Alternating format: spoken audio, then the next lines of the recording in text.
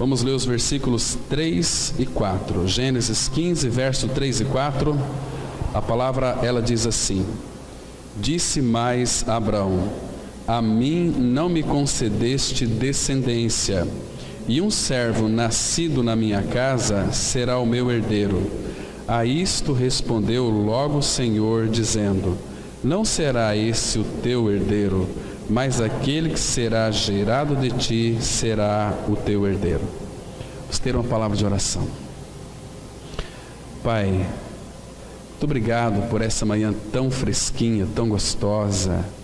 Pai, esse é o dia que o Senhor tem preparado para nós. Obrigado porque é o Senhor quem nos congrega. E nós temos, ó Pai, motivos para nos congregar, porque temos a plena confiança e convicção de que Tu irás falar conosco mais uma vez nesta manhã, abrindo o nosso entendimento, a nossa mente, abrindo os céus, para que então possamos nós, como Teu povo, sermos edificados.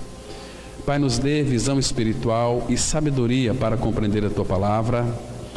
Pai, não permita que pairem dúvidas sobre as nossas mentes, mas traz revelação da Tua palavra. Nos fazes compreender a Tua palavra e edifica-nos como Tua igreja. Pai, me regenera, restaura, cura, liberta. O Senhor sabe que existem em nós muitas coisas ainda que precisam ser tratadas, ser quebrantadas pela pessoa e a obra de Cristo. Nós entregamos nas Tuas mãos, ó Pai, esse tempo que vamos passar aqui, confiando, ó Pai, que Tu irás então se manifestar a nós pela Tua palavra. Em nome de Cristo nós oramos. Amém. Irmãos, aqui no capítulo 15 é quando Deus então, mais uma vez, Ele prometeu o filho para Abraão. Então, nesse estudo nós vamos tirar algumas lições de fundamental importância para nós. E a gente vai perceber que, irmãos, muitas das obras que nós realizamos, grande maioria delas são feitas na força da nossa carne. Nós temos uma tendência, uma propensão muito natural de realizar coisas na força da nossa carne, aquilo que de fato não agrada o Senhor. Por isso, irmãos, que é muito importante nós estarmos bem ligados a Cristo, ligado ao cabeça, para que o Espírito Santo então possa agir em nós. Vocês se lembram? Lá em Gênesis 3, capítulo 6, aliás, que o Senhor diz que o meu Espírito não agirá para sempre no homem, porque este é carnal. Então, irmãos, não adianta em nenhum momento nós, sem termos ou sermos guiados pelo Espírito Santo, realizarmos coisas para o Senhor, em nome do Senhor, que nada disso vai trazer benefício para nós e muito menos para o Senhor, né? O benefício que o Senhor tem e quer alcançar em nós é a formação de Cristo. E quando Cristo é formado, lógico que a nossa vida vai ser uma vida realmente devotada ao Senhor, porque Ele falou lá em Mateus 23 que Ele seria o nosso guia. E para nós sermos guiados pelo Senhor, nós temos que ter uma vida devotada aos pés dEle. Senão, como que Ele vai nos dirigir? Porque o Espírito não vai agir em nós quando nós então temos uma visão focalizada na carne. E eu penso assim, eu acho que assim é os achismos nossos que faz a gente muitas vezes, irmãos, sermos derrotados, desanimados. Todo cristão que de fato vive uma vida fundamentada naquilo que ele acha, ainda muitas vezes que tem alguma base bíblica, mas que não tem de fato uma resposta do Senhor para aquilo, aquilo vai trazer na vida dele desânimo, não vai edificar ninguém. Então ele começa a se afastar. Puxa vida, eu faço tanto, nem os irmãos, nem mesmo Deus me abençoa, me reconhece. Por quê? Porque não tivemos o discernimento de consultar o Senhor sobre determinadas coisas. É o caso aqui, irmãos, de Abraão. Deus havia prometido um filho para Abraão, o filho da promessa, Isaque. Irmãos, nós conhecemos Abraão como o pai da fé, e de fato ele é o pai da fé. Mas a fé de Abraão, irmãos, ela precisou de ser testada. Deus, o nosso Pai Celestial, sempre, de alguma maneira, Ele precisa testar e provar a nossa fé. Uma fé que não é provada não pode ser aprovada pelo Senhor. Então, o que aconteceu com Abraão? Abraão recebeu do pai a promessa de que ele seria o pai de um filho que nasceria dele, porque essa palavra aqui, no versículo 4, no boletim, no final aqui, porque ele diz o seguinte: olha, Senhor, eu não tenho, o Senhor não me concedeu filho, eu tenho um servo que é nascido na minha casa, esse é meu herdeiro, porque não tem outro, eu não tenho outro, a minha esposa ela é estéril. Aí o Senhor logo respondeu, dizendo: não será esse o teu herdeiro, ou seja, Eliezer, mas aquele que será gerado de ti. Essa palavra gerado de ti significa no hebraico aqui, aquela palavra aqui, aquele que vai ser gerado das tuas entranhas. Ou seja, Deus estava dizendo para Abraão: Abraão, o herdeiro teu vai ser alguém que será gerado de você.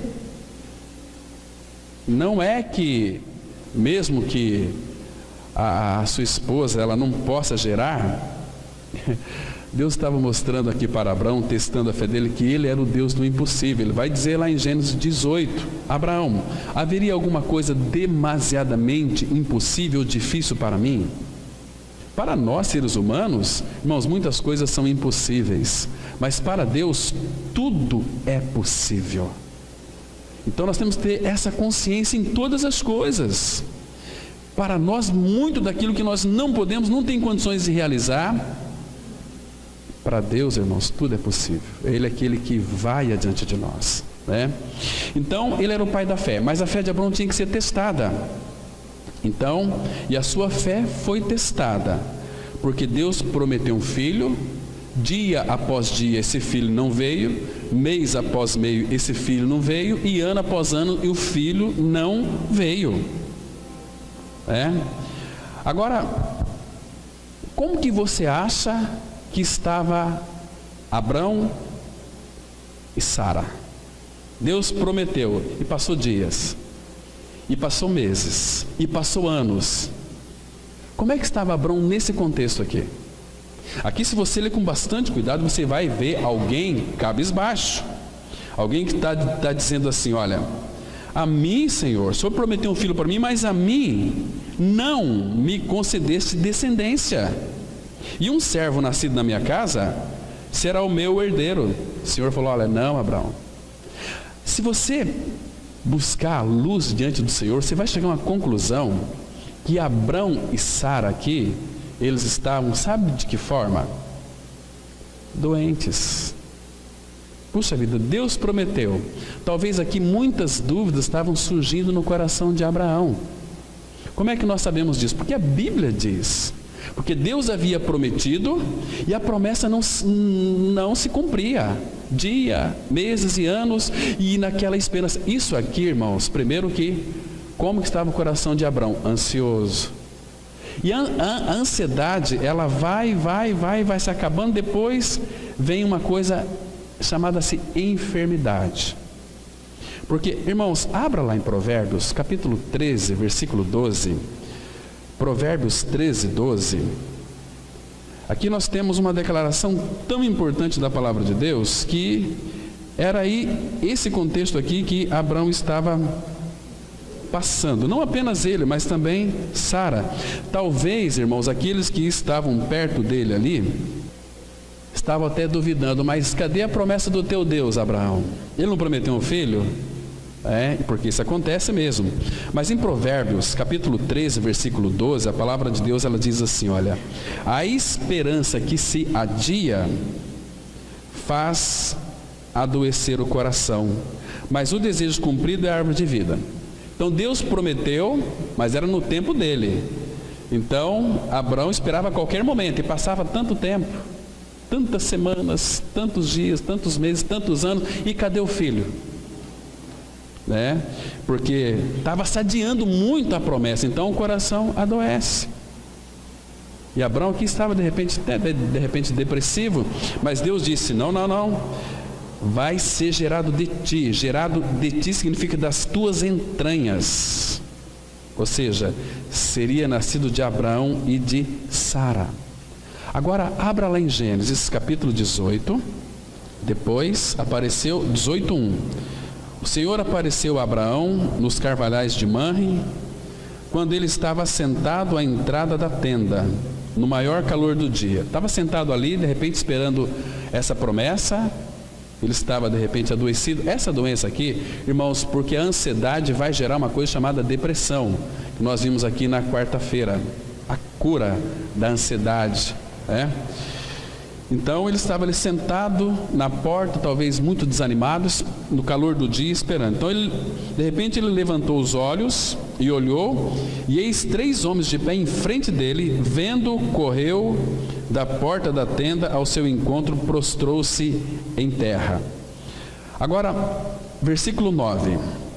Então lhe perguntaram, Sara, então Deus aqui estava anunciando o cumprimento da promessa que ele iria executar aqui na vida de Abraão e de Sara. Então lhe perguntaram, Sara, tua mulher, onde está? Ele respondeu, está aí na tenda. Disse um deles, certamente voltarei a ti daqui a 1 ano. 1 ano ainda? Você não está entendendo, ô senhor, seu anjo, eu tenho 99 anos, daqui a 1 ano, você está louco? Eu estou um borocochô.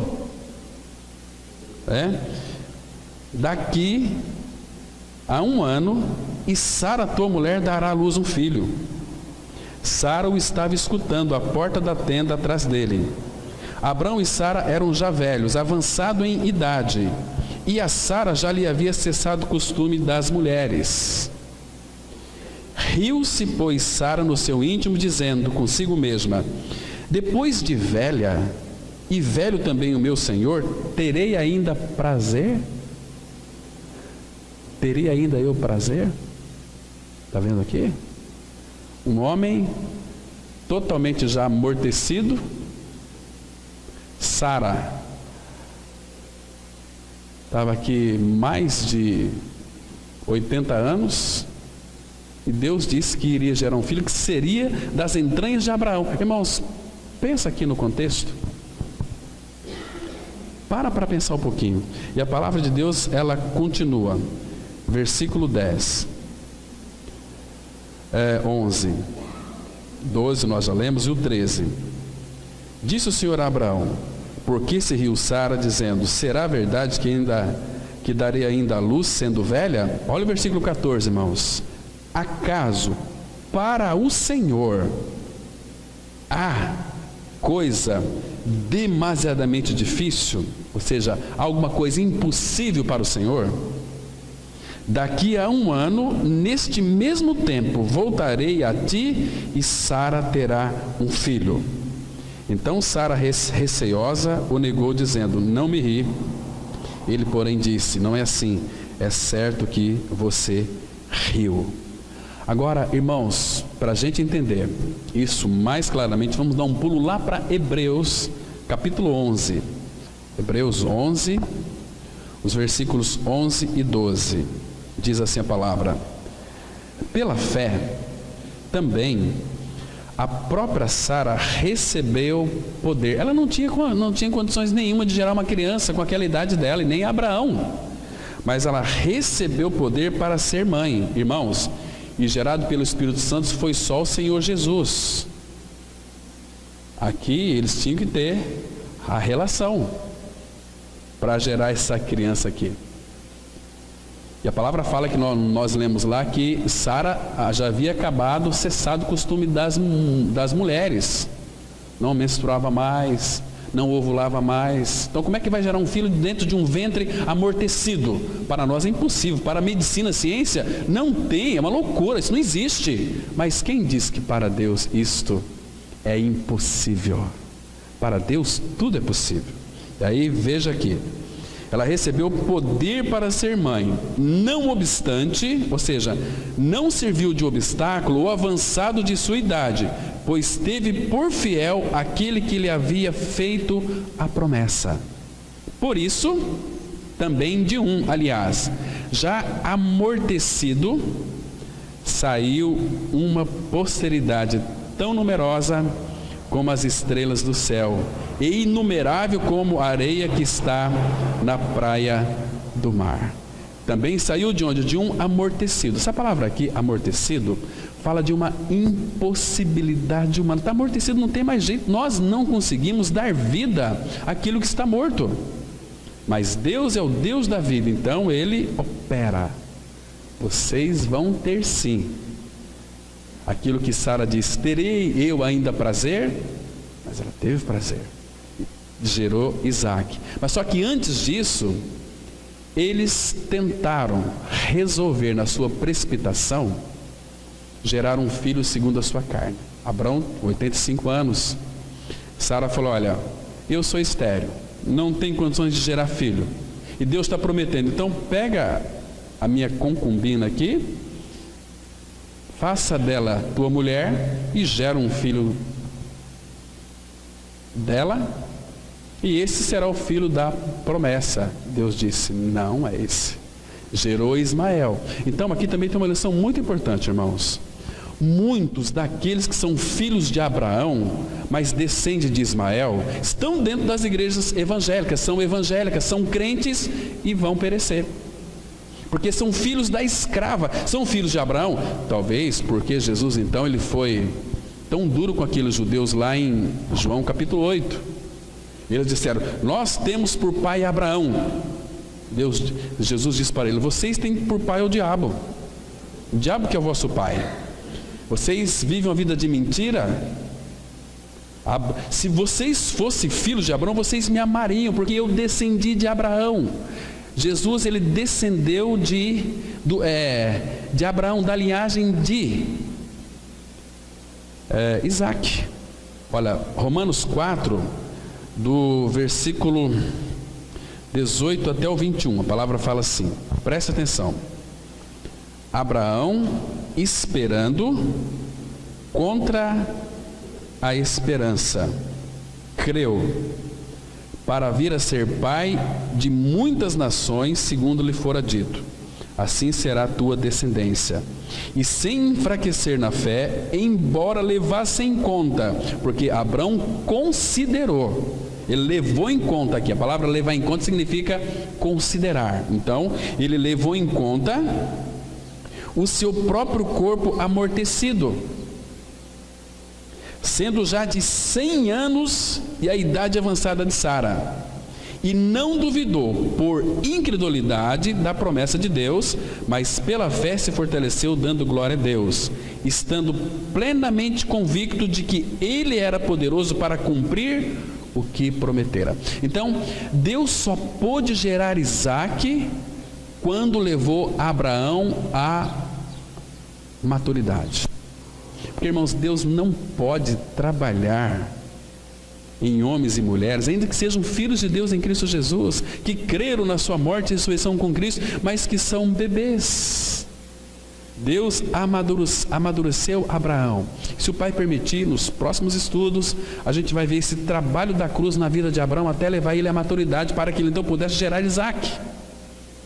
Porque, irmãos, Deus não vai trabalhar em alguém que de fato não é maduro. Trabalhar através daquela pessoa. Primeiro ele vai trabalhar. Trabalhe em nós, para que então ele possa trabalhar através de nós.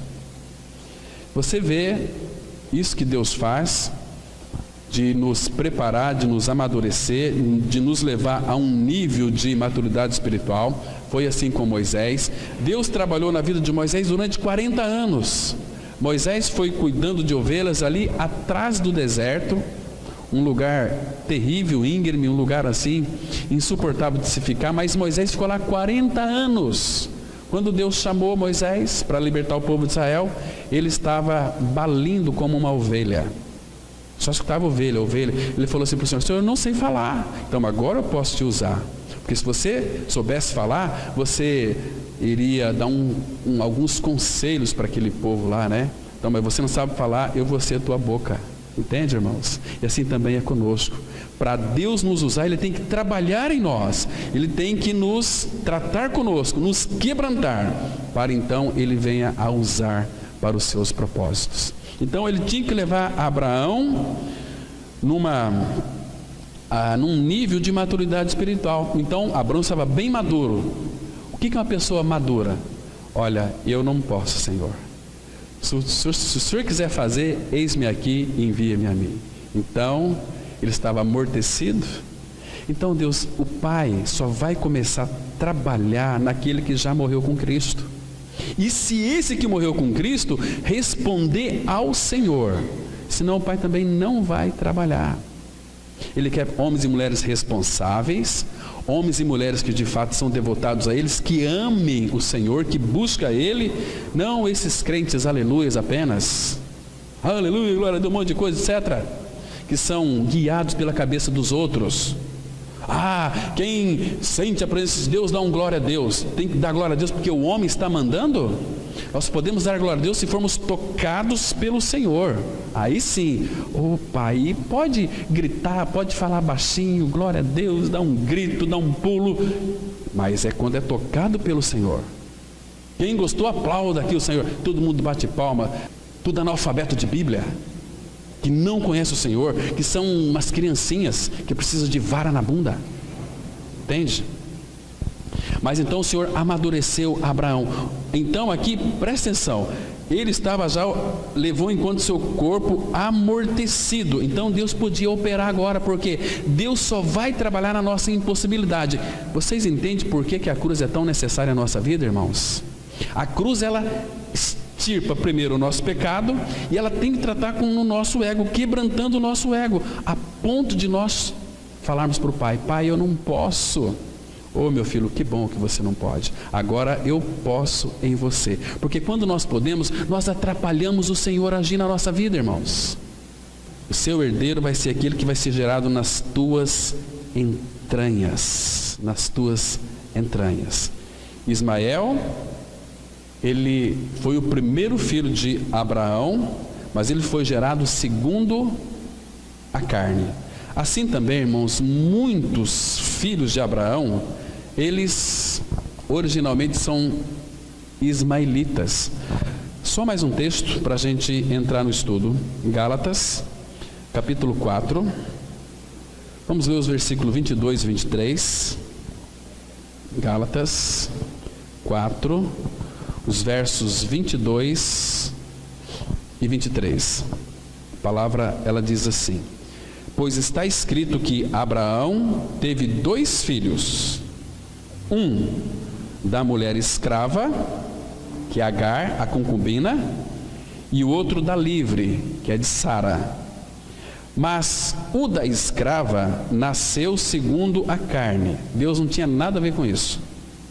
O da livre, mediante a promessa. Agora, olha a partir do versículo 25. Ora, Agar é o monte Sinai na Arábia e corresponde a Jerusalém atual, que está em escravidão com seus filhos. Porque os judeus, eles amam a lei de Deus, eles leem a Bíblia do Antigo Testamento, sabem todos os profetas, tudo, mas eles estão na carne. Porque, irmãos, aquele que está debaixo da lei, está debaixo de maldição. Todo ser humano que nasce neste mundo sem a vida de Cristo, ele está debaixo da lei. E eles tentam cumprir, mas ninguém consegue cumprir a lei, irmãos. Estão debaixo de maldição. Vira a página um pouquinho para trás, aqui no capítulo 3 de Gálatas, versículo 10. Porque eles estão fazendo as obras, eles estão debaixo da lei. Então aqui, Gálatas 3:10, a palavra fala assim: todos quantos, pois são das obras da lei, estão debaixo de maldição, porque está escrito: maldito todo aquele que não permanece em todas as coisas escritas no livro da lei para praticá-las. E é evidente que pela lei ninguém é justificado diante de Deus. O justo vai viver pela fé. Os ismaelitas praticam as obras da lei. Estão com a Bíblia na mão, lendo, e aí tem mandamentos, tem regras, não pode fazer isso, não pode fazer aquilo. Escravatura, são escravos das suas próprias crenças.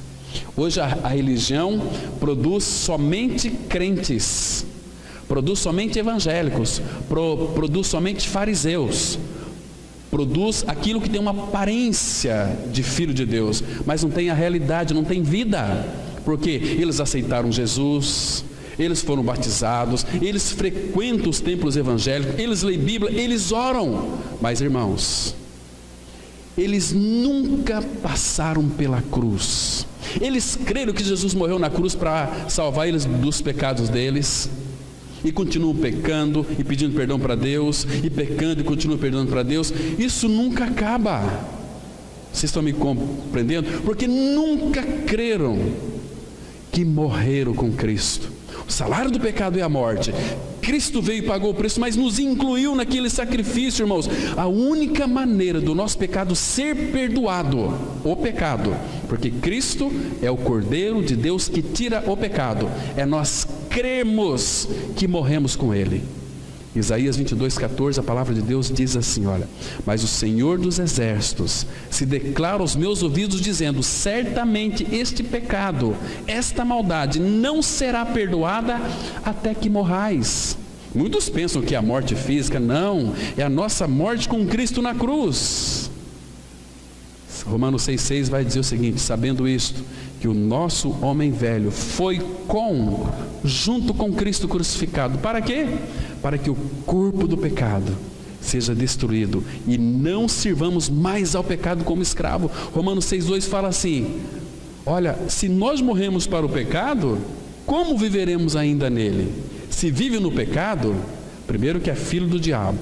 1 João 3,8 fala: quem comete pecado é do diabo.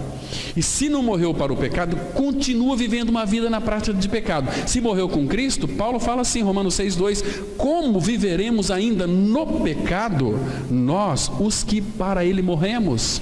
Está morto para o pecado, está crucificado com Cristo. Agora é não mais eu, mas é Cristo quem vive em mim. Isso é cristianismo puro, verdadeiro, segundo as Escrituras. Infelizmente, irmãos, é entristecedor que os evangélicos e os crentes são analfabetos de Bíblia, não sabem nada de Bíblia. Eles se satisfazem com mensagens bíblicas. O homem lê um texto e traz uma mensagem, diz que Deus está revelando. Misericórdia. Anulam, pisam por cima de Cristo, a sua obra consumada do Calvário. Vive uma vida de santinhos ali no templo. Aqui é muito interessante sermos santos, mas a nossa santidade é da porta para fora. Hebreus 12,14 fala: segui a paz com todos, a santificação, sem a qual ninguém verá o Senhor. Irmãos, você é crente ou você é um santo? Se você é crente, você vai para o inferno, irmão. Mas santo, Ele nos fez santos. Por quê? Porque Cristo é nossa vida. A palavra fala que somos habitados pelo Pai, pelo Filho, pelo Espírito Santo. O nosso templo é santo. Por quê? Porque o santo habita em nós. Mas como é que é isso? Não sei, foi Deus que nos preparou para isto.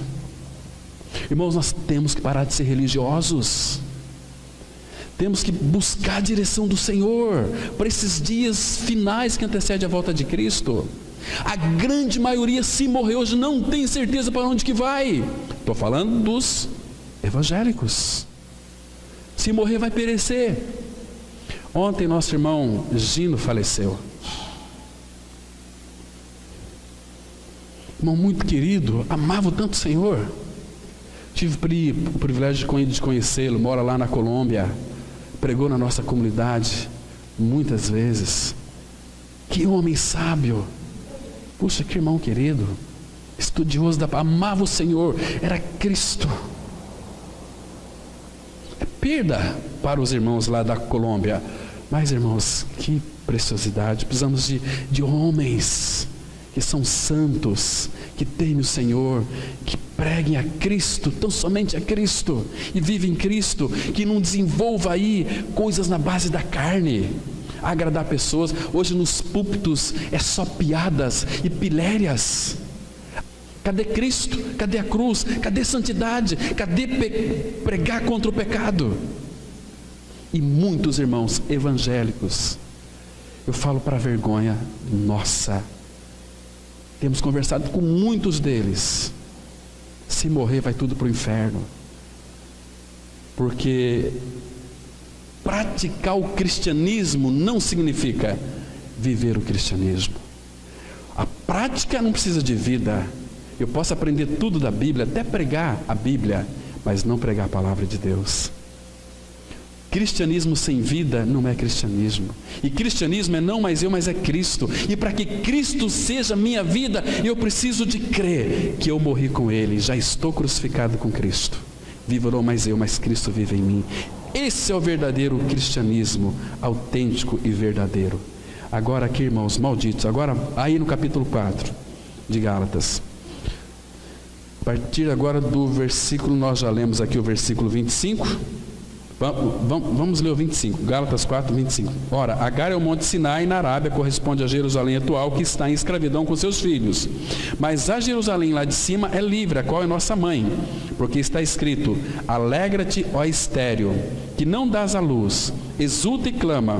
Irmãos, nós não, isso aqui, sabe por quê? Sara era estéril, e Sara ali estava prefigurando também a igreja. Nós como igreja somos estéreis em nós mesmos. O que nós produzimos?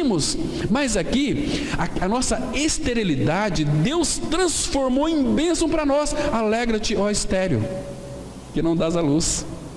Se nós reconhecermos que nós não podemos gerar da luz, nós vamos depender daquele que pode dar a luz. Vocês estão me compreendendo, irmãos? Você me entendeu aqui? Sara era estéril, queria ter um filho, Abrão também. Estavam já adoecidos. Resolveram um problema, porque tudo tem problema. Todo problema tem uma solução aqui debaixo. Mas Deus disse: não, não é assim. E agora fala para nós, a igreja do Senhor. Essa palavra aqui é para nós, para a igreja. Deus está dizendo assim, versículo 27. Porque está escrito: alegra-te, ó estéril, que não dás à luz. Exulta e clama, tu que não estás de parto. Porque são mais numerosos os filhos da abandonada que os da que tem marido. Vós, porém, irmãos, sois filhos da promessa como Isaque. Como, porém, outrora, o que nasceu segundo a carne perseguia o que nasceu segundo o Espírito, assim também agora. Contudo, que diz a Escritura: lança fora a escrava e seu filho, porque de modo algum o filho da escrava será herdeiro com o filho da livre. E assim, irmãos, somos filhos não da escrava, e sim da livre. Nós não geramos nada, mas temos uma pessoa que habita em nós. Ele tem poder para gerar. Estão me compreendendo aqui, irmãos? Que Deus só vai gerar em alguém que não tem capacidade de gerar nada. É aí que Ele vai gerar essas bênçãos em nós. Irmãos, a palavra fala: quem crê não se apressa. Ai, quando a gente tem que esperar, a ansiedade vem. Puxa vida, a ansiedade nos corrói por dentro. Então a gente quer resolver o problema, nós não sabemos aquietar. Vamos avançar, irmãos. Esse texto nos mostra que o objetivo de Deus não é obtido por intermédio de muitas pessoas que Ele ajunte, mas por meio daqueles que Ele tem gerado. Aqueles que não são gerados de Deus não são contados. Eles não podem cumprir o propósito de Deus. O propósito de Deus é cumprido por intermédio daqueles que Ele tem gerado. Irmãos, quando é que você quis ser salvo? Nunca. Quando que eu quis ser salvo? Nunca na minha vida. Mas foi arranjo de Deus, porque Ele quis te salvar e fez eu e você querer sermos salvos. Por isso que nós fomos salvos. Vamos ler aqui João 1,13, diz assim a palavra: os quais não nasceram do sangue, nem da vontade da carne, nem da vontade do homem, mas de Deus. O versículo aqui, que antecede o versículo 13, a palavra diz assim, olha: mas todos quantos receberam, Deus-lhe o poder de serem chamados, serem feitos filhos de Deus, a saber os que creem no seu nome. E aqui ele fala assim: os quais, os que nasceram de novo, os quais não nasceram do sangue, nem da vontade da carne. A carne nunca teve vontade de nascer de novo, nem da vontade do homem. Já pensou um dia: eu quero ser salvo? Não foi da tua vontade, você nunca quis ser salvo. mas de Deus. A iniciativa foi Deus. Deus é o originador de todas as coisas. Ele quis que você nascesse de novo. E novo nascimento não é aceitar Jesus não, irmãos. Aceitar Jesus anula totalmente a cruz. Você tem que crer. Deus amou o mundo de tal maneira que deu seu Filho unigênito, para que todo aquele que nele crê. A palavra crer significa estar unido. Então, Ele um dia me fez crer que Jesus morreu, mas eu também morri com Ele. Mas não foi da minha vontade, eu nunca quis. Eu fazia a minha parte, eu fugia de Deus, e Deus fazia parte dele, vinha atrás de mim na pessoa de Cristo, levando um irmão, para que então insistisse comigo para pregar a palavra. Então, é assim que Deus faz, irmãos. Deus é um Pai tão maravilhoso. Então, não está na nossa vontade. Lembra daquele texto de Tiago 1,18? Pois segundo o seu querer, Tiago 1,18, Ele nos gerou pela palavra da verdade. Não depende de quem quer, depende de quem Deus chama. Se Deus está lhe chamando para ser filho dele, irmão, se dedique ao Senhor com toda a tua força, com todo o teu coração, com todo o teu entendimento. Não fique retrocedendo, andando para trás, como muitos estão fazendo hoje em dia. Avançar. Vida cristã é uma vida de avanço, olhando para Jesus, correndo a carreira. Nós começamos assentados, juntamente com Ele nos ressuscitou e nos fez assentar nos lugares celestiais em Cristo. Depois, estamos assentados, agora vamos andar no Espírito. E Hebreus vai dizer que correr a carreira que nos está proposta. Nós terminamos correndo. Primeiro é assentado. Por isso que o cristianismo não começa com um grandioso fazer, mas com um glorioso assentar. Descanso. Irmãos, Ele é o nosso descanso. Nós não podemos fazer nada na energia da carne. A gente vai gerar Ismael e não Isaac. Estão me compreendendo, irmãos? Vamos continuar. Deus primeiro precisou trabalhar em uma pessoa, Abraão, e ganhar algo nela, antes que pudesse ganhar algo por meio de muitos outros. Para que Deus tenha muitos filhos, Ele primeiro precisou ganhar o coração de Abraão. Gênesis 12:2 diz assim: de ti farei uma grande nação, e te abençoarei, e te engrandecerei o nome, se tu uma bênção. Irmãos, vamos pensar uma coisa aqui. Se Abraão não visse que tudo procedia de Deus, ele nunca estaria qualificado para ser pai de uma grande nação. Então ele pôde ver e enxergar que tudo procedia de Deus. Agora, todavia, irmãos, essa geração de Ismael procedeu do próprio Abraão, não veio de Deus, porque ele gerou um filho segundo ele propôs no coração Abraão. Sara gerou Ismael, irmãos. E se você vê aquelas guerras lá no Iraque, aqueles muçulmanos, por que acontece tudo lá? A origem lá é os ismaelitas. Estão cobrando. Então, aqui, queridos, na cidade de Cidrolândia, todo lugar tem os seus ismaelitas. São os evangélicos enganados. Mas quem está enganando eles? Sabe quem está enganando esses evangélicos, esses crentes? Pasmem, mas é o próprio Deus. Como assim que o próprio Deus vai enganar essas pessoas? É verdade. 2 Tessalonicenses 2, versículo 9, a palavra fala assim: aqueles que não acolheram o amor da verdade para serem salvos, próprio Deus envia para eles a operação do erro, para que eles creiam a mentira. Porque eles não querem a verdade, querem a mentira, querem a doutrina, querem a religião, não querem a palavra. Então o próprio Deus envia para eles a operação do erro. São os que nasceram da escrava. Mas nós somos filhos de Deus, nós pertencemos a uma denominação, nós louvamos, nós cantamos, mas cadê vida de Cristo? Cadê relacionamento com o Pai? Cadê amor? Cadê paz? Cadê alegria? Cadê vida de Cristo? É uma imitação do cristianismo. Estão com a Bíblia não, mas estão perecendo. Sempre falta alguma coisa. Por isso que quando alguém fala assim, vamos fazer aqui uma vigília, e quem não vier, está todo mundo lá. Porque estão encabrestados, amarrados numa corda curta. Isso é triste, irmãos. porque não querem, não acolheram o amor da verdade para serem salvos. E o próprio Deus, diz a Bíblia, manda para esses crentes mequetrefes, meia sola, a operação do erro, porque eles não querem ouvir a verdade. Irmãos, olha, eu tenho sido testemunha disso.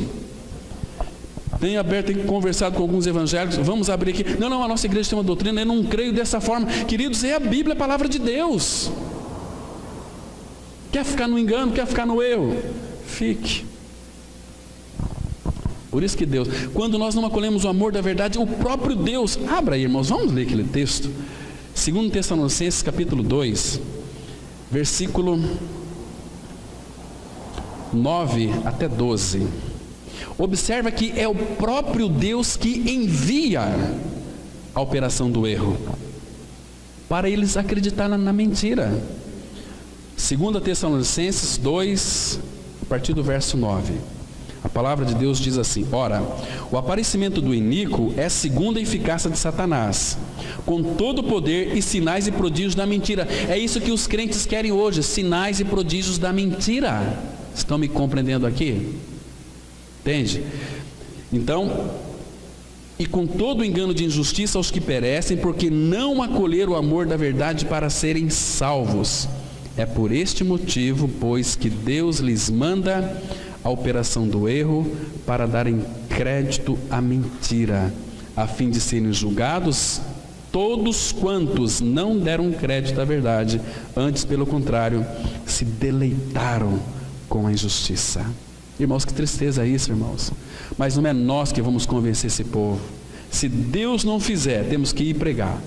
Mas se Deus não fizer, irmãos, porque Deus quer fazer, aliás, mas eles rejeitam. Então Deus manda a operação do erro, para eles crerem na mentira. Deus prometeu para Abraão: de ti, das tuas entranhas, farei. É Deus fazendo. De ti farei. Vou usar você para fazer uma grande nação, e vou te abençoar, e vou te engrandecer o nome. Você vai ser uma bênção. E foi exatamente isso que aconteceu. E Deus, irmãos, sempre ratifica essa promessa para Abraão. Gênesis 17, por toda a Bíblia você vai ver sempre Deus ratificando, confirmando essa promessa que Ele fez para Abraão, né? Vamos continuar aqui, irmãos. Então, se desejarmos uma vida que produz frutos para a glória de Deus, temos de perceber que a cruz é o alicerce de todo viver espiritual. Sem passar pela cruz, não conseguimos viver para Deus nesta terra. Se dermos uma mensagem sobre a cruz, ela não produzirá nenhum efeito espiritual, a não ser que nós, primeiramente, sejamos tratados pela cruz. Somente os que passaram pela morte com Cristo na cruz terão uma genuína luz limpadora e purificadora.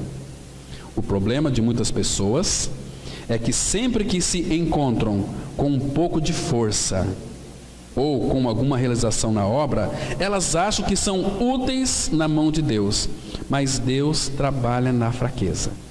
2 Coríntios 12:10: pelo que sinto prazer nas fraquezas, nas injúrias, nas necessidades, nas perseguições, nas angústias, por amor de Cristo. Porque quando sou fraco, então é que sou forte. E quando eu não posso, é que Deus pode. Irmãos, com o nosso Pai Celestial sempre vai ser assim. Deus só vai trabalhar na nossa impossibilidade. A gente vai, faz, mas agora aqui eu não vou porque eu não posso mais. Opa, e aí que Deus pode na sua vida. Deus sempre vai trabalhar na impossibilidade. Agora, irmão, se você de fato é filho de Deus, uma dica aqui muito interessante, eu vou ler alguns textos também. Se você é um filho ou filho de Deus, espera no Senhor. Abraão, ele foi testado a esperar. Lembra? Esperou até que ele foi ajudar Deus, gerou Ismael. Gente, nós temos que aprender a esperar no Senhor. Estou falando isso aqui, irmãos, estou pregando para mim. Eu preciso aprender, porque eu pedi para o Pai, trata comigo, Pai. Eu sou muito assim, querer fazer as coisas. Aí o Pai falou: olha, espera. Aí deu o privilégio para mim estudar a vida de Abraão. Gente, Abraão foi ali, sofreu, mas até que Deus então encontrou nele resposta. Então nós temos que aprender a esperar no Senhor. Lembra de Isaías? Vamos abrir um texto lá, Isaías 40, versículo 31. Os que esperam no Senhor renovam as suas forças. Não foi isso que aconteceu com Abraão, irmãos? Os que esperam no Senhor renovam as suas forças, sobem com asas como águias, correm e não se cansam, caminham e não se fatigam.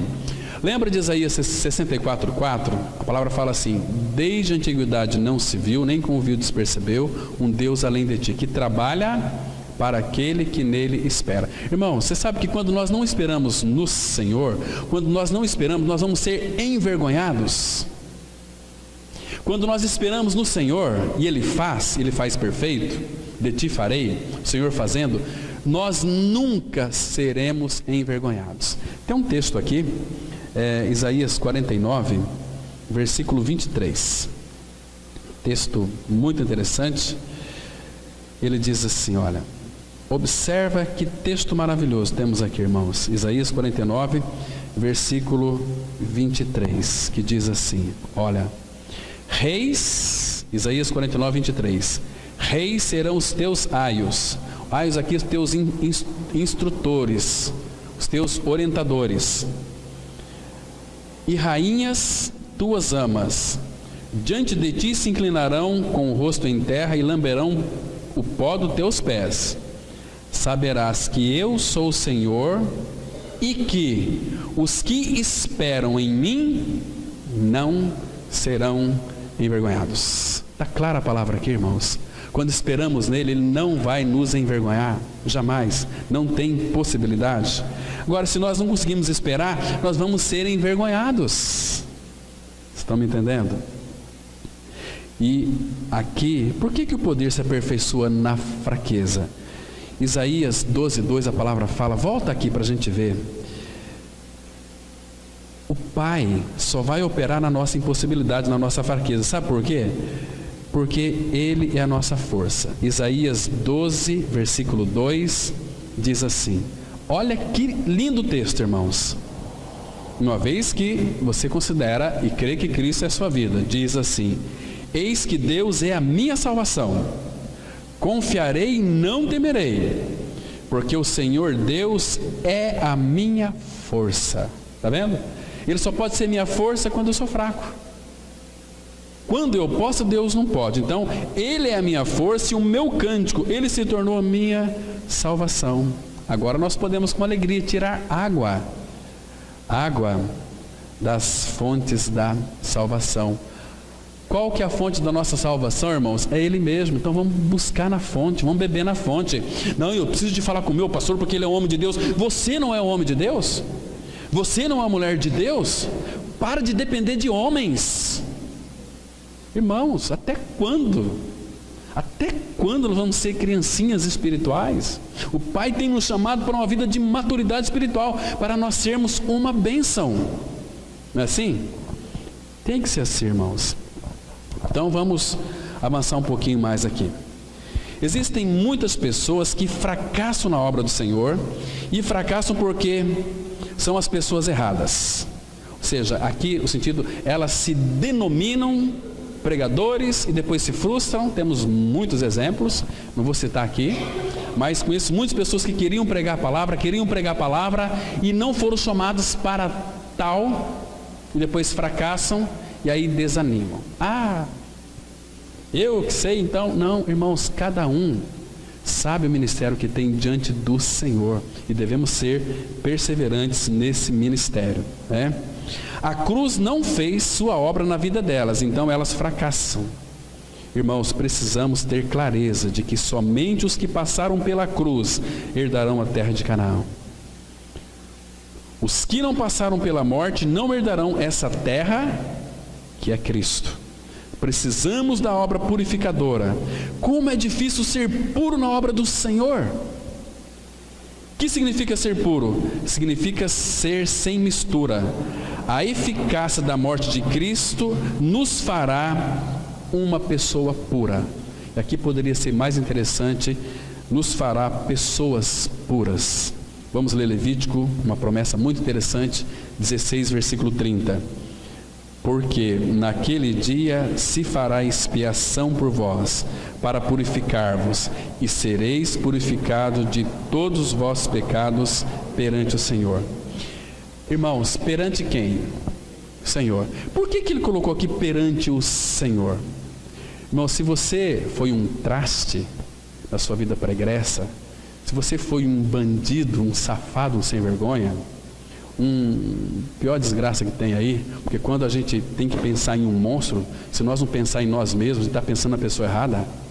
Então não importa. Então eu criei no Senhor. Vamos supor, era um bandido, um assassino, um ladrão, estuprador. Então eu criei na minha morte com Cristo. Cristo é minha vida.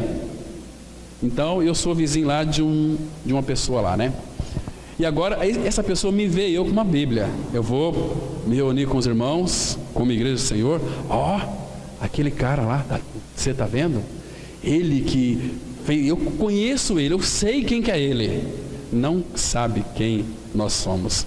Porque a purificação aqui, olha, sereis purificados de todos os vossos pecados perante não os homens, mas perante o Senhor. As pessoas vão nos julgar. Olha lá agora eles, olha só. Olha aquele bandido, aquela prostituta. Olha aquele adúltero. Não é assim? Agora ele está aí com Bíblia debaixo do braço, reunindo como igreja, mas é um safado. Deixa falar. Mas a minha purificação, eu sei, e é diante do Senhor. Como é que eu sei que o Senhor purificou os meus pecados? Depois que ele fez a purificação dos pecados, Hebreus 1:3, ele assentou-se à destra da majestade nas alturas. E eu vou viver, irmãos, uma vida diante do Senhor. Só que muitos querem viver uma vida boazinha diante das pessoas e não perante o Senhor. Abra lá em Oséias, capítulo 6, versículo 2. Depois de 2 dias nos revigorará, ao terceiro dia nos levantará, ressurreição, né? E agora, olha que palavrinha linda que parece aí. E viveremos diante dele. É perante ele, não perante os homens. Porque os homens vão te criticar, vão falar mal de você. Olha, eu conheço o passado daquela pessoa. Conheço o passado, mas você não conhece quem eu sou em Cristo hoje. Porque a palavra fala que eu seria purificado de todos os vossos pecados perante o Senhor, não perante os homens. Os homens vão olhar para nós e vão ver só o exterior, não sabe aquilo que ocorreu no meu interior, que o pecado foi removido, que somos habitados pelo Senhor. Talvez vai demorar uns 15, 20 anos para eles verem em nós a pessoa de Cristo, mas porque eles são cegos, não conseguem enxergar, né? Mas, irmãos, isso é tão precioso, nós termos essa consciência de que fomos purificados diante do Senhor e vivemos diante do Senhor. Então não tenha medo da opinião pública. Vive uma vida aos pés do Senhor. Vive uma vida, você vai viver uma vida diante do Senhor. Abra lá em Provérbios 5, versículo 21.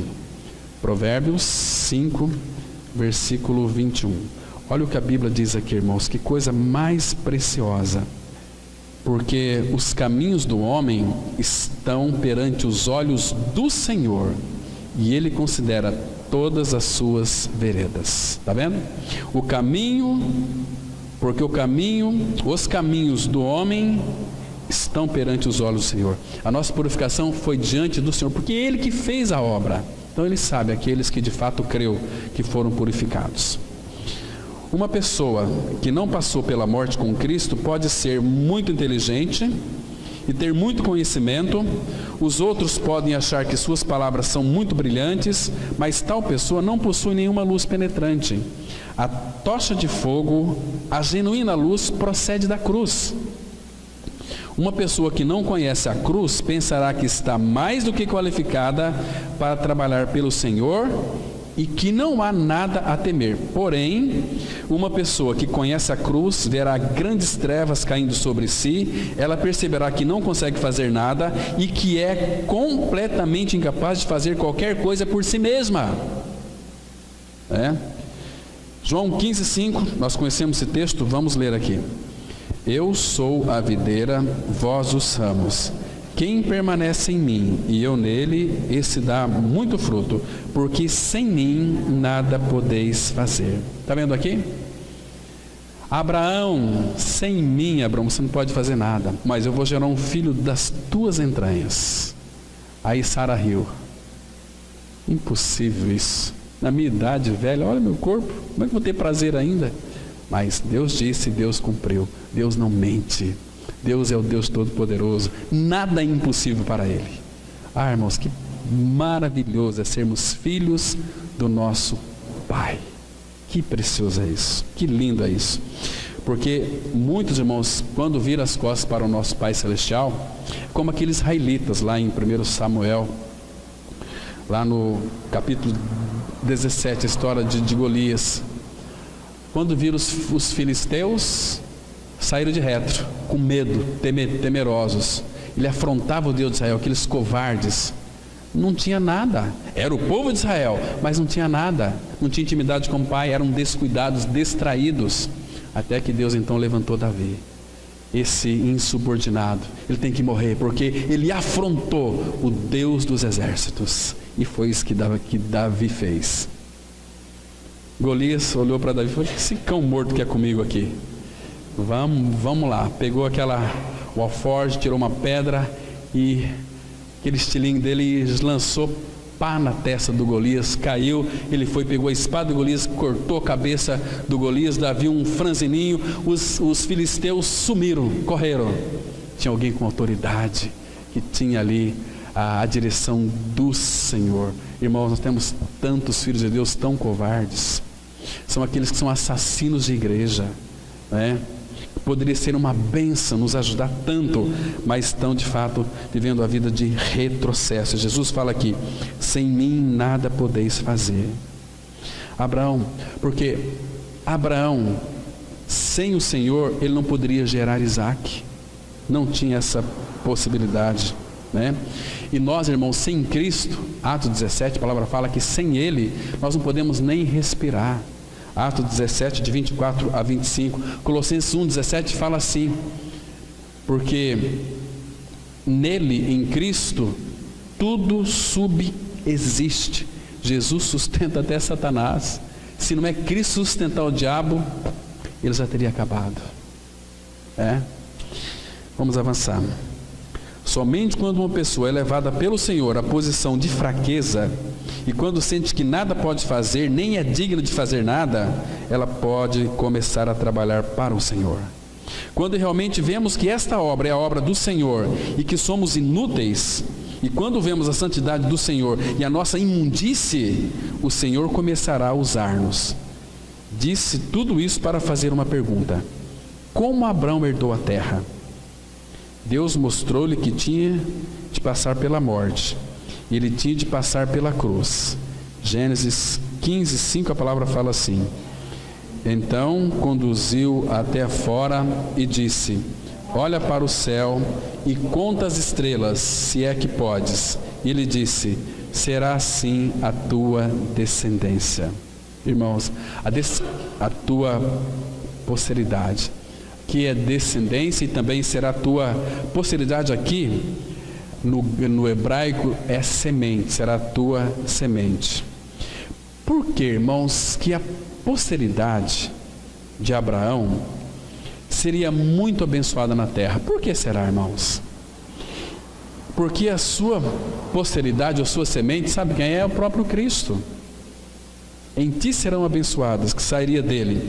Quer ver só? Vamos ler um texto bem rapidinho aqui, Deuteronômio capítulo 7, versículo 13 a 15.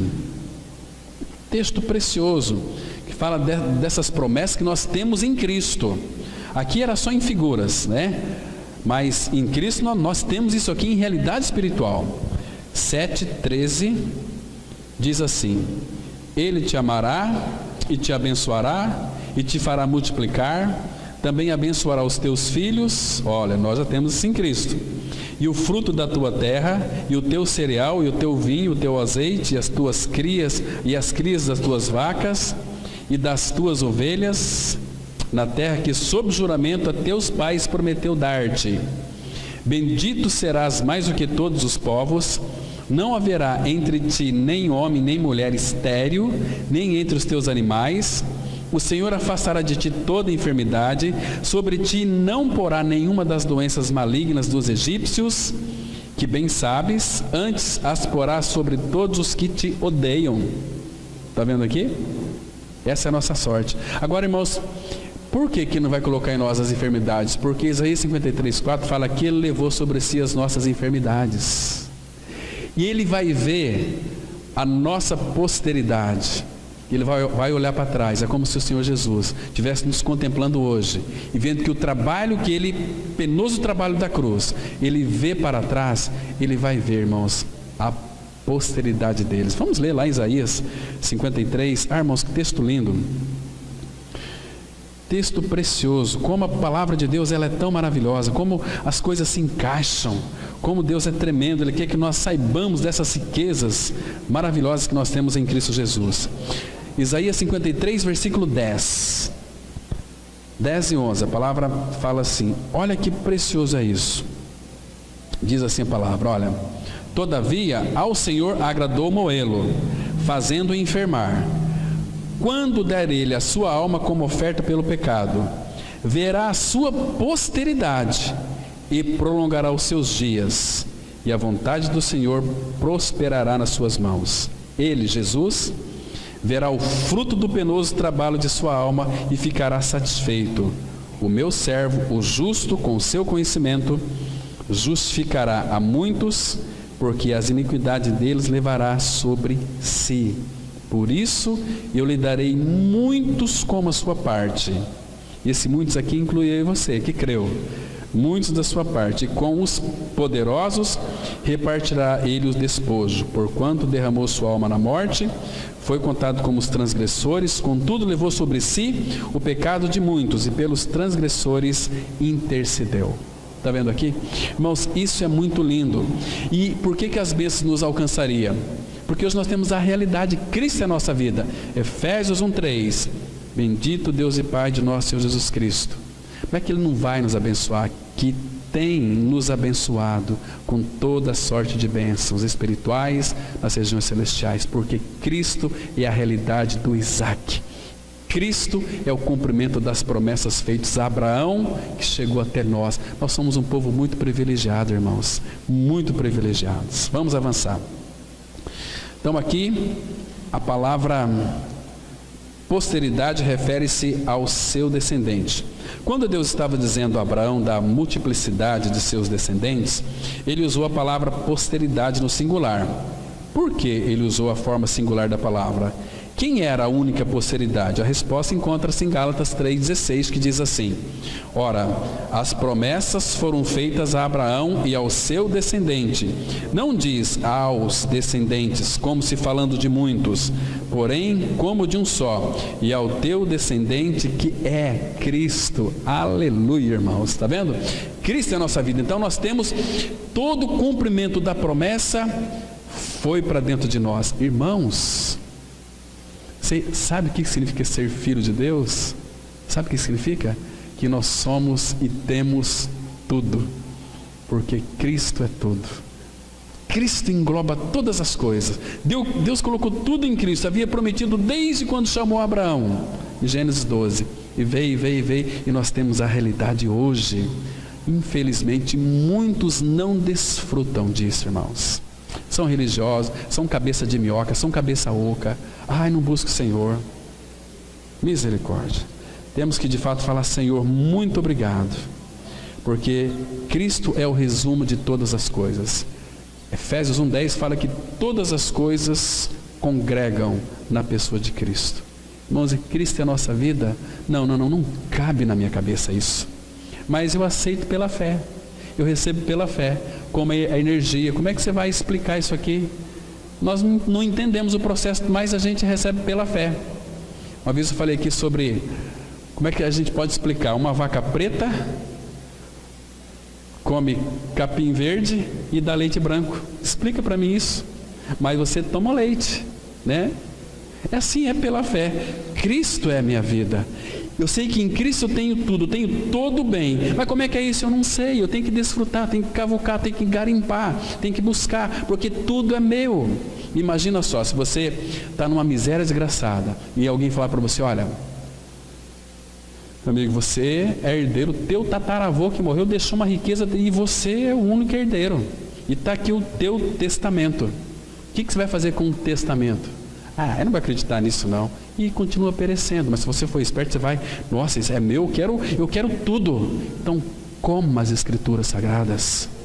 Desfruta de tudo, porque isso aqui tudo é meu e seu. É promessa de Deus o Pai, aquele que não pode mentir. Ele não mente. Ele não pode mentir. Então, irmão, para de perecer. Para de ser vítima. Para de falar que você está esquecido. Não foi esquecido.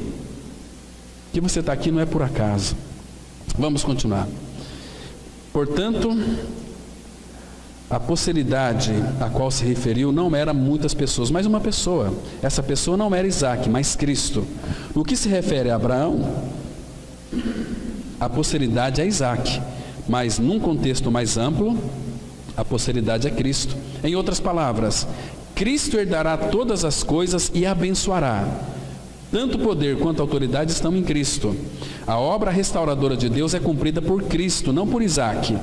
Mas foi preciso Deus trabalhar em Abraão para amadurecê-lo, porque se Abraão não fosse levado ao ponto de maturidade, ele não poderia ter gerado Isaac. E Deus chamou Abraão à maturidade. Gênesis 17:1 diz assim: quando atingiu Abraão a idade de 99 anos, apareceu-lhe o Senhor, ele disse: eu sou o Deus Todo-Poderoso, anda na minha presença e sê perfeito. Essa palavra ser perfeito significa: anda na minha presença e te farei um homem maduro. Maturidade espiritual. É o sentido do hebraico aqui. Fazer de você, Abraão, um homem maduro. Né? Então, queridos, vamos aqui concluir. Então, isso significa que o glorioso Cristo será introduzido somente quando um grupo de pessoas crerem como Abraão creu. Só então a obra de Deus será concluída. Isaac era meramente uma sombra, a realidade é Cristo. Da mesma forma, Abraão era uma sombra, a realidade é a igreja. Exatamente como Abraão foi um vaso para introduzir Isaac, assim a igreja é um vaso para introduzir o glorioso Cristo. Efésios 3:10 diz assim a palavra: para que, pela igreja, a multiforme sabedoria de Deus se torne conhecida agora dos principados e potestades nos lugares celestiais. Está vendo? É pela igreja. Quando? Agora, irmãos. Esse é o tempo nosso. A palavra aqui multiforme significa multifacetadas. Cada um tem um ministério, cada um tem um dom, tem um talento. Então, através da igreja, Ele vai fazer com que realmente se torne conhecido o mistério, Cristo, dos principados, potestades nos lugares celestiais. Amém. Vamos orar. Pai Santo, graças te damos pela Tua palavra, Pai, tão esclarecedora. Nos dê cada dia mais sabedoria para compreender a Tua palavra. E nos dá diligência, Pai, para nós garimparmos dentro da Tua própria palavra todas as riquezas insondáveis que há na pessoa do Filho. Como é maravilhoso nosso Senhor. Como o Senhor tem nos amado nele. Obrigado porque o Senhor colocou Cristo em nós. Porque nós podemos crer que fomos mortos com Cristo na cruz, ressuscitamos com Ele e não podemos morrer mais eternamente. Cristo é a nossa vida, Ele é a eternidade que nos foi dada. Ó Pai, nos dê uma visão adequada da igreja, para que nós não somente pregamos, mas venhamos a proceder de igual modo. Em nome de Cristo nós oramos. Amém.